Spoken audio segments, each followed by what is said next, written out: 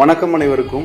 நம்ம SPM 3T print மேக்ஸில் இந்த பத்ரகாளி அம்மன் சிலை ஏற்கனவே அவைலபிளாக இருக்குது.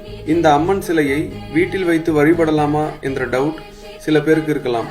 நாங்கள் தயாரிச்சிருக்கிற இந்த சிலை சாந்தமான தோற்றத்தோடும் அம்மனுடைய அருளையும் பக்தி உணர்வையும் வெளிப்படுத்துகிற வீட்டிலையும் தொழிலிடத்திலையும் அமைக்கப்பட்டிருக்கு. வீட்டில் அம்மனை வைத்து மனதார வழிபடணும்னு நினைக்கிறவங்களுக்கு இந்த சிலை ஒரு அழகான தேர்வாக இருக்கும்.